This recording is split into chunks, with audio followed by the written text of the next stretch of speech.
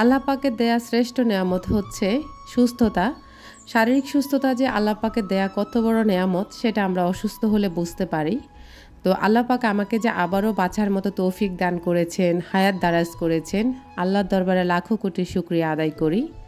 মনে হয়নি যে এই গত কয়েকটা দিন যে আমি আবারও বাঁচতে পারবো, এতটাই আমি অসুস্থ হয়ে গিয়েছি।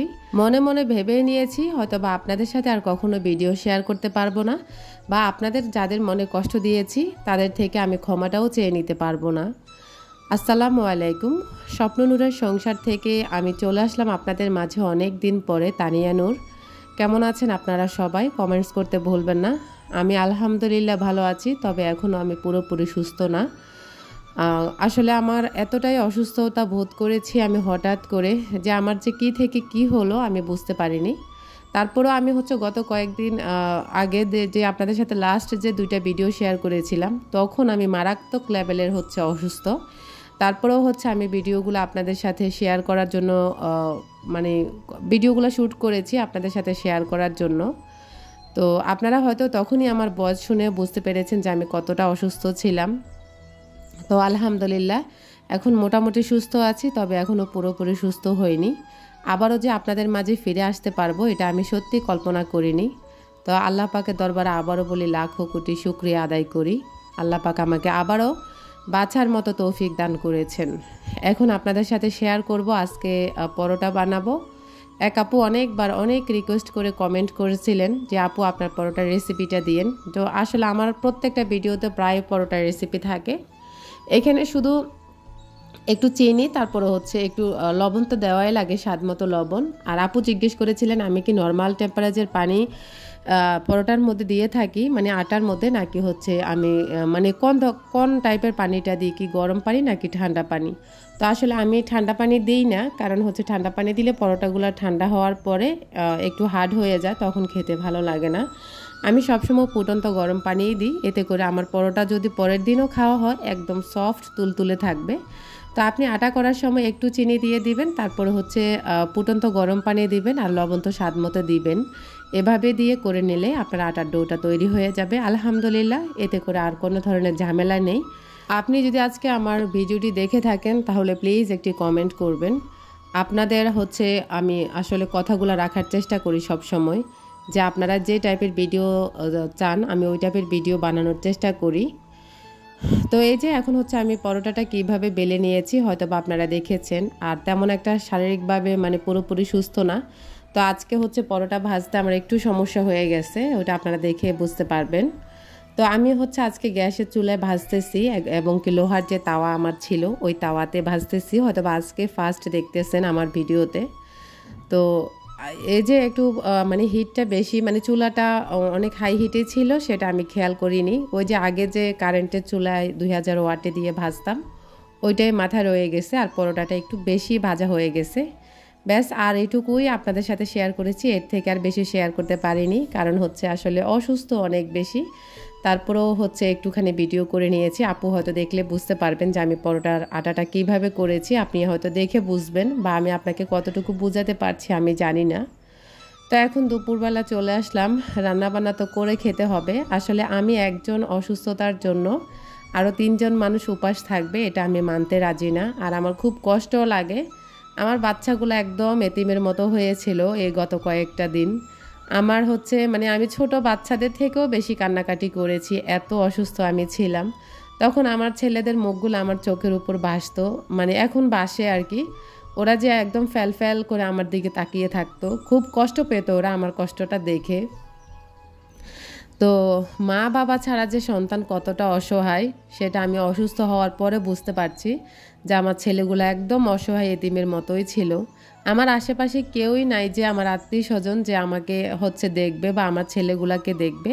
তো যাই হোক, সব কিছুর পরে যে আল্লাহ পাক আবারও সুস্থতা দান করেছেন, আবারও কথা বলার শক্তি দিয়েছেন, এতেই আমি মহান রাব্বুল আলামিনের কাছে অনেক অনেক শুকরিয়া আদায় করি। তো আপনাদের ভাইয়া আসলে কেন যে হঠাৎ করে লতি আনলো আমি বুঝতে পারিনি। আমার যে প্রচণ্ড রকমের মাথা ব্যথা, আমি নিচের দিকে তাকাতেই পারছি না। তারপরেও অনেক বেশি অসুস্থতা ফিল করেও লতিগুলা কাটছি, কিন্তু আমি সত্যি কথা একটুও বিরক্ত হইনি। কারণ হচ্ছে হয়তোবা তার খেতে ইচ্ছে করেছিল, নয়তোবা লতিগুলো দেখে তার ভালো লাগছিল, যার কারণে লতি নিয়ে এসেছিল। আর এই লতি কাটতে বসে হচ্ছে আমি প্রায় 4-5 জন মানুষের সাথে কথা বলে তারপর হচ্ছে লতিগুলো কেটেছি। প্রায় 1 ঘন্টার মতো আমার লেগেছে এই লতিগুলো কাটতে। আপনাদের কি বিশ্বাস হয়? তো আমি আমার মায়ের কাছে ফোন দিয়েছিলাম, বোনের কাছে দিয়েছি, আমার মামাতো বোনের সাথে কথা বলেছি, আমার ছোট মামির সাথে কথা বলেছি। সবার সাথে ফোন দিয়ে দিয়ে কথা বলে বলে বলতে বলতে আমার লতিগুলা কাটা হয়ে গেল। যাক, আর কিছুই শেয়ার করতে পারিনি। আর এদিক দিয়ে হচ্ছে ওই যে মিষ্টি কুমড়া কেটেছিলাম দেখেছিলেন, ওই মিষ্টি কুমড়াটা চিংড়ি মাছ দিয়ে ভাজি করে নিচ্ছি। আর সাথে হচ্ছে লতিটাও চিংড়ি মাছ দিয়ে ভাজি করব, রান্না করব। তো এই যে কুমড়া ভাজিটা হচ্ছে শেষ পর্যায়ে আপনাদের সাথে একটু শেয়ার করেছি, আর ওইটা ওই সাইডে নামিয়ে রেখেছি। এদিক দিয়ে হচ্ছে এখন আমি লতিটা রান্না করে নেব চিংড়ি মাছ দিয়ে। তো এখানে পরিমাণ মতো তেল দিয়ে তার মধ্যে হচ্ছে পেঁয়াজ, রসুন বাটা, আদা বাটা, তারপরে হচ্ছে হলুদের গুঁড়া, মরিচের গুঁড়া, জিরার গুঁড়া, ধনিয়ার গুঁড়া এবং কি চিংড়ি মাছগুলা দিয়ে আবার হচ্ছে পরিমাণ মতো লবণ দিয়ে ভালো করে হচ্ছে এখন ভেজে নেব। তো আসলে মশলা যার যার স্বাদ অনুযায়ী নেবেন আপনারা বা দিবেন, এটা একান্তই যার যার স্বাদ অনুযায়ী বা রুচির ব্যাপার আর কি। তো আমি হচ্ছে একটু মশলাপাতি একটু বেশিই খাই মনে হয়, অনেকে হয়তো ভাবতে পারেন। তো আমার কাছে একদম কম হলে সেটাও ভালো লাগে না। তো এই যে ভালো করে হচ্ছে কষিয়ে নেব। তো তেলের মধ্যে ভাজার পরে এখন একটু পানি দিয়ে দিয়েছি, পানিগুলো দিয়ে আবারও হচ্ছে একটু ঢাকনা দিয়ে দেব যাতে করে তেলগুলো মশলার উপরে উঠে আসে। তো ওই যে লতি দিয়ে চিংড়ি মাছ দিয়ে মনে মনে খেতেও ইচ্ছে করেছিল, কিন্তু আপনাদের ভাইয়ার কাছে আমি বলিনি যে লতির কথা। তো যার জন্য হচ্ছে আজকে মনের মাধুরী মিশিয়ে হচ্ছে আজকে আমি লতিটা রান্না করব। যদিও খেতে আলহামদুলিল্লাহ অসম্ভব মজা লেগেছিল। তো খাওয়ার পরে যেহেতু ভয়েসটা ওভার করছি বা ভিডিও এডিট করছি, তো অবশ্য আমি টেস্টটা বুঝেছি। যাই হোক, এখন হচ্ছে মশলাগুলো তেলের উপর উঠে আসার পরে মশলার উপর তেল উঠে আসার পরে ভালো করে নেড়ে চেড়ে এখন আবারও আমি লতিগুলা দিয়ে ভালো করে হচ্ছে লতিগুলাকে নেড়ে চেড়ে আবারও বেজে নেব। তো লতি আসলে যেহেতু চুলকায়, যার কারণে হচ্ছে একটু ভালো করে তেলের মধ্যে ভেজে নিলে এতে করে আর গলা ধরার কোনো সমস্যা নেই, আর প্লাস হচ্ছে লতিগুলোও ভাঙবে না, একটু ভালো করে তেলের মধ্যে ভালো করে ভেজে নিলে আর কি। আসলে আমি আপনাদেরকে কতটুকু বোঝাতে পারছি জানি না, তবে প্লিজ আপনারা দেখে বুঝে নেবেন। আর এই যে লতিগুলো ভালো করে ভাজা হওয়ার পরে এখন একটুখানি পানি দিয়ে দিয়েছি, একদম পানি দিয়ে এখন আবারও নেড়ে চেড়ে আমি হচ্ছে ঢেকে দেব, যাতে করে ঝটপট হচ্ছে বলক চলে আসে। আর এইভাবে ঢাকনা ছাড়া রান্না করলে বলক আসতে লেট হয়, এতে গ্যাসেরও অপচয় হয়। তো এই যে ফাইনালি হচ্ছে পুরোপুরিভাবে বলক চলে এসেছে, আমার রান্নাও প্রায় শেষের দিকে। এখন 2-3টা কাঁচামরিচ দিয়ে দিয়েছি, আর জালটা খুবই কম দিয়েছি, কারণ যদি বাচ্চারা খায় তাহলে তো ওরা আসলে ঝাল খেতে পারে না, আর আপনাদের ভাইয়াও হচ্ছে ঝাল খেতে পারে না। আমি মোটামুটি খেতে পারি, তবে বেশি একটা ঝাল খাই না, আমরা ঝাল তেমন একটা পছন্দ করি না। যাই হোক, রান্নাবান্না কমপ্লিট করে ফেলেছি, এখন হচ্ছে কিচেনটা গুছিয়ে নেওয়ার পালা বা মোছার পালা আর কি।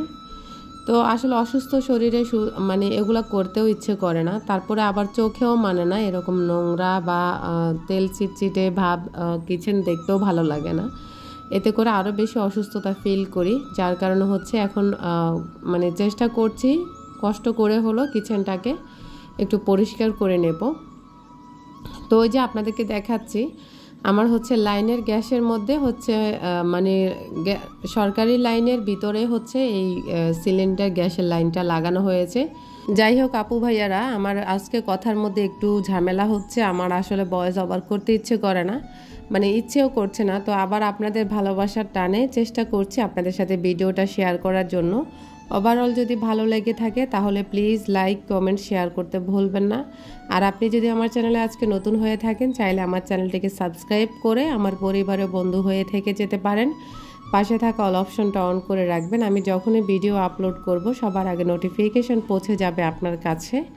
আপনি সময় সুযোগ করে আমার সেই সকল ভিডিওগুলো দেখে নিতে পারবেন।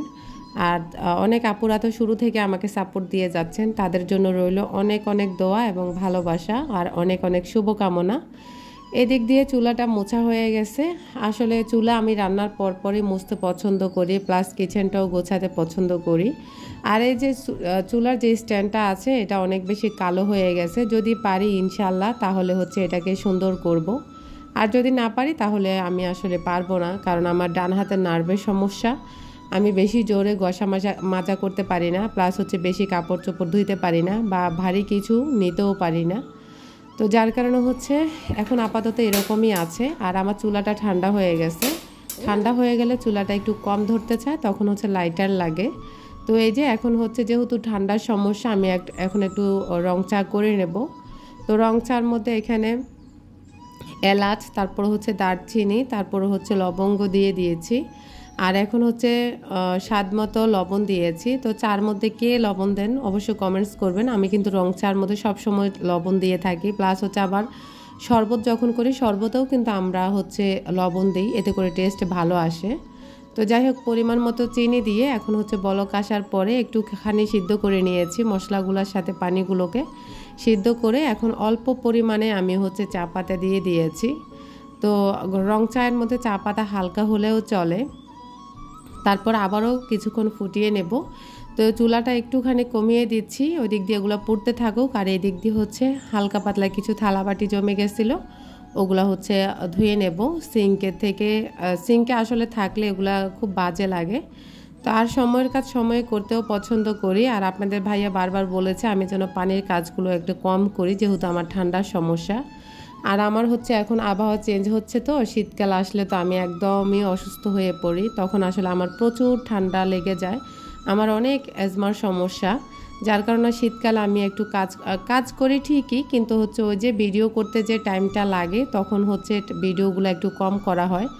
জানি না আল্লাহ পাক আমাকে কতদিন সুস্থ রাখবেন বা আমি সে পর্যন্ত ভিডিও করতে পারবো কি না, ওইটাই আমি টেনশানে আছি। তারপরেও আমি আসলে আগে নিজের সুস্থতা হচ্ছে আসল, আগে নিজে সুস্থ থাকি, তারপর অন্য সব কিছু।